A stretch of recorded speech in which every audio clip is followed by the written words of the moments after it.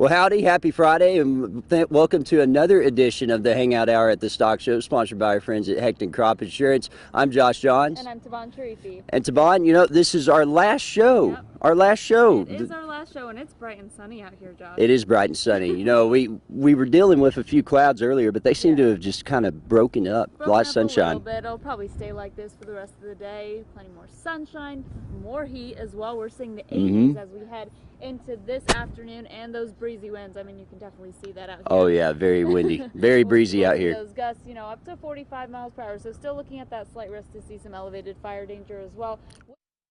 Conditions up to 45 miles per hour. Winds will die down a little bit as we head into the evening hours, but still looking at breezy winds as we head into tomorrow as well. We have those gusts to 35 as we head into tomorrow. And Tabon, you know, a lot of stuff won't happen at the rodeo without the help of volunteers, and we're here with a few of them right now. These are what we call the rodeo ninjas, correct? Correct. And could you give folks at home kind of an idea of first introduce yourself and what you do here at the rodeo? My name is Jason White. Like I said, I'm one of the rodeo ninjas. I handle like the pyrotechnics in the opening part of the ceremony. We also handle things like the wine tent, the programs, all the signs you see up, all sorts of stuff. I'm Kobe Little. I'm a part of the rodeo ninjas. I'm in charge of the shuttle drivers and the tractor drivers. We take people around the parking lots if they need to ride to like the carnival or the front of the Coliseum. Also, we do carts to the Spur Arena, and I'm also in charge of the VIP parking. Make sure all the banners are up and everyone that's supposed to be in there is in there. So how did the term rodeo ninja come about, guys? Yeah, that's a good question. So several years ago, we started being called the rodeo ninjas because we were the part of the rodeo committee that we did stuff and no one knew exactly what we did. We're not the guys that are in the arena. We're not the face of the rodeo, things like that. We're the guys that we're in the background taking care of stuff. So when they would make a phone call and be like, hey, this needs to be done, we would take care of it. And so then they just started referring to us as the rodeo ninjas. It's so much that y'all even made shirts. Yes. Get a look at this, guys. This says Rodeo Ninja on top. Tell them what it says on the back. It's got, I am a ninja. No, you're not. Did you see me do that? Do what? Exactly. That is really funny. And y'all are going to be busy tonight. Yes. So if someone wanted to become involved in the committee, maybe be involved in the Rodeo Ninja type sort of thing, how would they get involved in that? The best way is just contact the rodeo office and just tell them that you want to be a volunteer. There's openings in various different aspects of it. And so, like I say, just contact them and tell them you want to help. And what's your favorite part about doing this? I like hanging out. I enjoy helping put on a good show, but this is the biggest event in San Angelo all year long, and just enjoy being a part of it. Kobe, what's your favorite part about doing this? Helping the people out and seeing everyone have a good time out here at the rodeo and making it happen for everyone. Cool. Well, thank y'all for talking with us today. Tabon, I think we'll take a quick break and kind of see what else is going on. There's still a lot going on for the last day of the stock show here, at least the second to last day. There's still a few things going on tomorrow, but looks like we'll get out, kind of see what's going on, and we'll be back after this.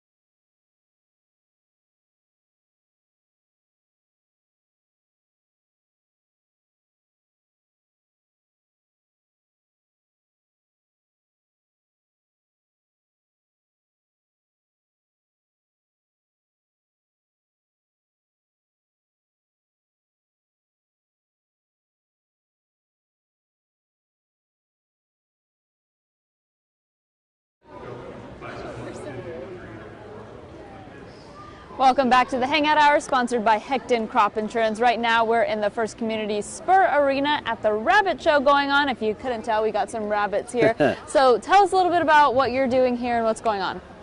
Well, we are showing rabbits, of course. That's super simple question. Yeah, showing rabbits. So what brought you here? Where are you from? The experience, and we can use a lot of this in the future by just remembering things. The experience is a blast, and yeah, responsibility and all that fun stuff. Wow, and you guys have all different kinds of rabbits, so can you kind of tell us a little bit about the different breeds? This is a mini lop. It's fluffy, a bigger breed, and has floppy ears, a lop. Oh, it's like a thumper. So soft. Yeah. It's so soft. And this is a Jersey Willie, and he's pretty soft too. He's little. So cute. He's got little ears. Yeah. And what's yours? This is a lion head. Really, the only thing that's weird about them is their mane, because it's like a lion. Do you guys have names for your bunnies?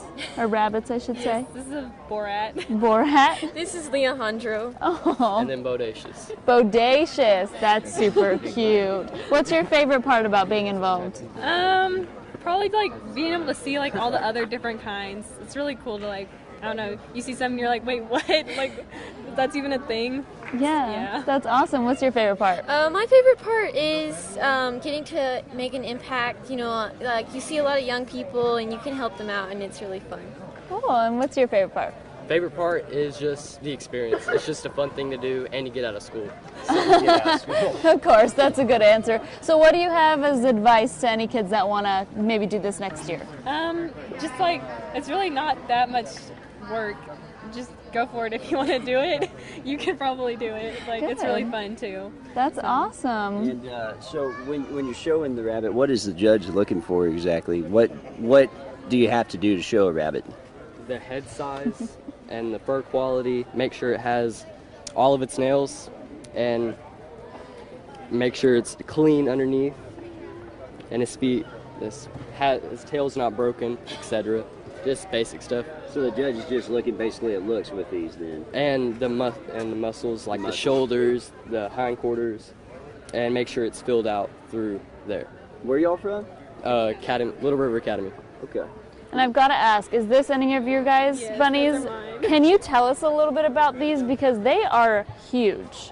Well, those are Flemish Giants, and they're really just, I don't really know how to explain it. They're just big, and like when they're judging them, pretty much the only thing they judge them over is just their size. Like they're just big. I don't So know. the bigger one wins? Yeah, for real. Oh, they're so cute. Are they energetic, or are they pretty Not much really. like they're the They're just old like grandpa dogs. that likes to sleep a lot? Yeah. Okay. Big dogs, pretty much. That's cool. Not Well, even big. that's awesome. Well, thank you guys so much for talking y'all. with us today, and good luck with everything. Thank you. Thank you. We'll take a quick break, and we'll be right back.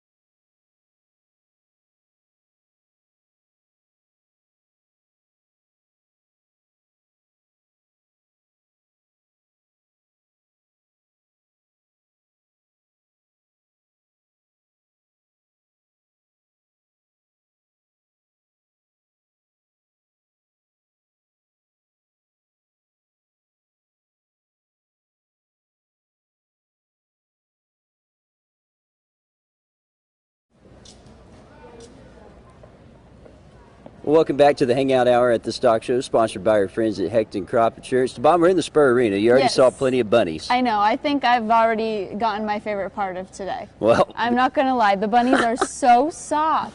They're really soft. And there was one that was literally this big. They vary in size. Big, they really small. do. And they're showing them over there, but there's a lot going on in the Spur Arena today. There is. We have Creative Arts here in the outside of it. We're going to walk through it. And Creative Arts is open around noon usually, but they're open now because we have the events going on in the Spur Arena today. But they're open until 8 o'clock, and so you can definitely come out and check out Creative Arts. And there's a lot of great stuff, and they were saying they have an increase in the amount of people that they had brought in for Creative Arts this year, including photography and paintings and such. So there's probably a lot more to look at this year compared to last year too. And oh my gosh, I see a cat.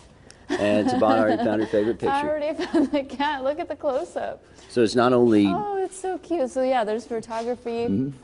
They have paintings. They have quilts. Food. So Jellies. many things in here. And again, it's open because they're having events that are going on in here. And the photography is really amazing. Oh, yeah. Always. There's pictures of the Lone Wolf Bridge, the Twin Buttes. Oh, look, another one with the cat. That's just the eyes. It's so cute. There's a dog. There is. Love the cats. There's a goat and a cow. Horses.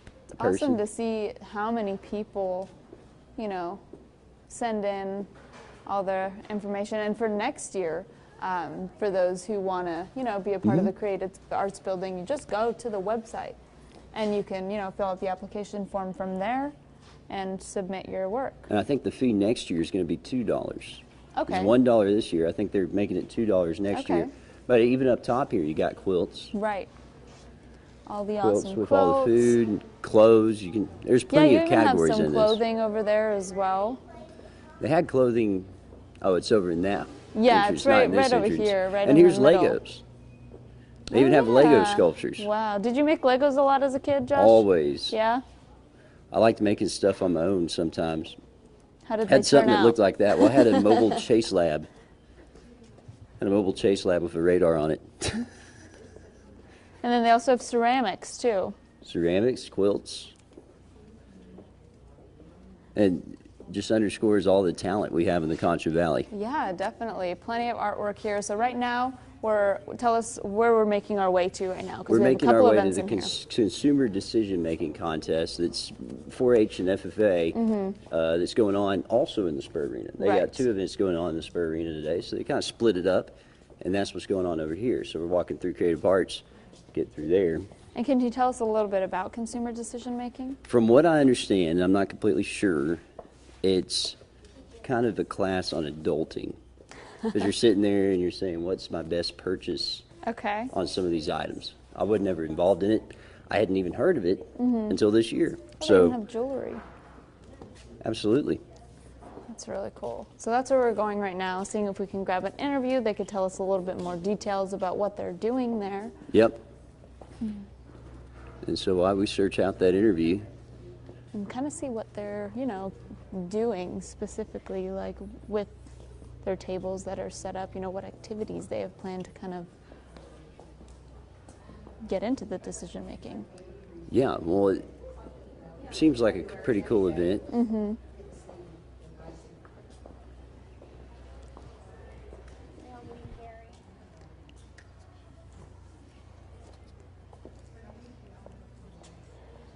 So see all the kids sitting there making their choices. Yeah. I'll tell you, this place looks a lot bigger when you don't have all the big animals in Oh, it. yeah. No, it's a huge arena. It's huge. Good morning. How are you doing? And we're here. Well, we're here. We're here with Mr. Branham. Nice to meet you. And you're in charge of the consumer decision-making contest here, right? Correct. Can you tell us what that is exactly? Yes, I can. All right, so basically consumer decision making, it's structured a lot like our other judging contests, livestock judging, wool judging, things like that, where they're placing 4 things best to worst. In this particular contest, it has to do with, just like the title implies consumer decision making. It's basically making smart decisions when it comes to shopping. Okay. So the classes are going to vary. Sometimes, for instance, today they're judging anything from computers to fast food meals to outdoor equipment, tennis shoes, and a variety of other things. So basically they're going to have 4 products of the same nature, but they're going to place them best to worst based on the information available. There's a scenario, so they have to consider what this particular shopper is looking for. Okay. They have to base their decision somewhat on the information that they know from studying. In other words, what makes a good pair of tennis shoes. If I need a tennis shoe for this versus for track and field versus jogging, you know, those type of things. So they take all that information combined with the scenario and use that to make the decision on those 4 products. Okay, so there's different stations. Do they all get to kind of go throughout all the stations? Yeah, they'll rotate. We give them 8 minutes of class, and so they'll rotate from station to station. Okay. They'll judge 6 classes, and then our intermediate age participants will present 1 set of oral reasons, and our seniors will do 2 sets of oral reasons. So basically, a class or 2 classes, they will have to develop a 2-minute or less presentation on why. It's basically defending their choice. Okay. Why they placed them the way they did. And do these students sign up for this? Do they bring them for the schools? Yes, or? I'm going to say 99% of our participants here today are through various county 4-H programs in the area as well as across the state, but also there are FFA groups that participate as well.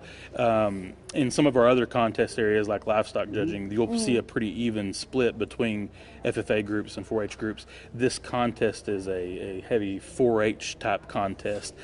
We do this contest at our state roundup as well, and so we have a lot of 4-H participants that come to it. That's awesome. Now, I had never heard of this event. How long has it been here in San Angelo? It's as long as I can remember. Okay. I've been either a county extension agent or now I'm the district 4-H specialist, and for I guess about 15, 16 years now, and it's been around at least that long, if not longer.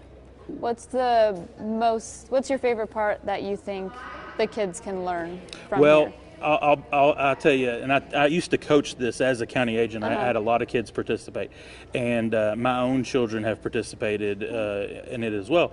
And obviously, learning some smart skills when it comes to making decisions that they can use as an adult when they go and make their own purchases. Hopefully they'll put some thought into it, not just what they think looks the coolest, or maybe, you know, their mindset is, well, what if it's more expensive, then it must be better, and that's not always the case. And so making those smart decisions. Years ago we had a class related to credit cards, and I thought that was a great one because teaching them at a young age those type of things so they don't get trapped as adults or young adults. Important life lesson skills. You know, building up debt and stuff like that. And so we spend a lot of time talking about, okay, what are your needs versus your wants, realizing that, ooh, I like this, but is it really necessary for what I'm trying to accomplish? And so it's teaching some great life skills. So I think it's one of the coolest contests we offer in that regard. That's awesome. So how long does this go on for today?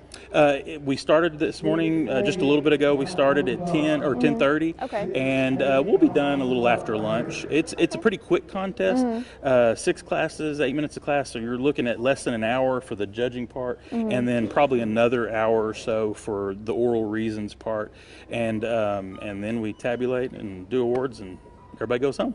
Wow, that's awesome. So how do you decide who gets the award based on the presentations? It's so everything is done on a Scantron, and so they place the class, whether it's 1, 2, 3, 4, 4, 3, 2, 1, 4, 1, 2, 3, whatever it is, that placing that they make as a contestant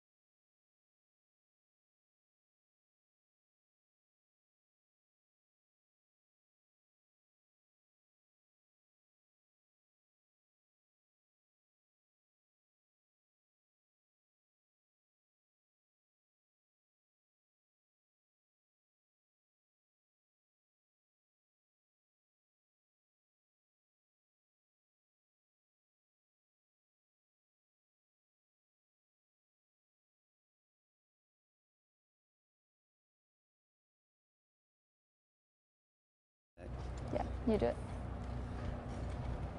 Well, welcome back to the Hangout Hour at the Stock Show, sponsored by our friends at the Hecht & Crop Insurance. Tabon, we're outside of the Housley Communications barn, and they're starting to load in the Longhorns. Yes. I believe the show is tomorrow. And we found one. We came and found a Longhorn. This is Corey. Corey's from Hico, right? Texas. And tell us about your Longhorn here. Real McCoy is going to be 5 years old tomorrow. Tomorrow's his birthday, so he still has a little bit of growing to do. He's a saddle steer that our son that's at Texas A&M saddle trained. He usually carries the flag in for most of our shows to do opening ceremonies with the national anthem. He's been in our family since he was 5 months old, and he's probably the biggest yard pet we've ever had. And he's honestly, he's really timid for a Longhorn, from what I understand, just from interacting with him over the last 5 minutes. Yeah. Y'all didn't see, she was taking tons of pictures. Oh, so with many him. photos. Not a whole lot bothers him. He usually looks for a camera. He's a ham. He likes the people. He loves being out in public. So you'll see him turning his head because he sees there's multiple cameras, so he doesn't know who to look at now. He's trying to get his best shot. Absolutely, yes. So y'all are showing the Longhorns tomorrow, correct? Yes. We will show Saturday and Sunday the trophy steers, which McCoy is a junior trophy steer. He's one of the babies that will be here. There will be a few bigger ones. So y'all come by and see us tomorrow, and then the kids will show on Sunday morning. Wow, and how much bigger does he get? They can get bigger. There's going to be one here that's just under 130 inches tip to tip on his horns, and he's only 6 years old, I believe. His name is Bucklehead, so he will be here shortly. Oh my gosh. And what did you say the name of yours was? This is Real McCoy. Oh, McCoy. And our son cute. named him. He's a namesake after my dad. Aww. Yeah, we have a third generation family ranch in Hico, Texas, and we're Longhorn breeders. So y'all been doing this a long time. A little bit. We started Longhorns about 10 years ago when the drought hit, and we had to sell out the beef masters because of the longevity and the things that they can survive on less than most beef cattle can. So it was kind of a smart thing for our family to do. Budget-wise, we're not having to put out as much feed, and it's actually been a whole lot more fun. Oh, that's great. And so when he's fully grown, because you said he's a baby, are his horns getting any longer? They will continually grow. He will continually get a little taller, and his horns will get a little longer. But they start to slow down as they age. They can live up into their 30s if you take good care of them. Wow. Yeah. That's so great. I love it. And where's your next stop from here? Oh gosh, our next stop is Austin. So Okay. I think it's Rodeo Austin. They call it Star of Texas, I believe. Oh, that's wonderful. Well, thank you so much for joining us. You're and welcome. Thank you for letting me take all the pictures with your Longhorn. You're very welcome. Thank y'all for having us. So sweet. Well, thank you so much. And thank you guys all for joining us on this journey over the last couple of weeks here at the San Angelo Stock Show and Rodeo Fairgrounds, seeing all the behind the scenes of everything here at the Hangout Hour. And, you know, this is our last day here. It's been a pleasure working with you. This has been a fun deal. I usually don't get up this early. Yeah, no, you don't. On the evening shift, so. But it's been fun coming out here every day and doing this. Yes, it really has been. It's been a lot of fun. Well, thank you guys so much for joining us, and we hope you enjoyed all the coverage we brought to you here at the fairgrounds. We couldn't have done it with Sudden Link and San Angelo RV helping us bring all this rodeo coverage, and of course Hecht & Crop Insurance. Hecht & Crop Insurance, good folks there helping us bring you this Hangout Hour that we've had over the last few weeks. So we're going to get all these compiled. We've been posting them every day, but we're going to get them into a section where you'll be able to find them. If you missed any of them, you should be able to find them on the Concho Valley homepage. Yes, you should. Well, thank you guys so much for joining us. Have a great day. Bye.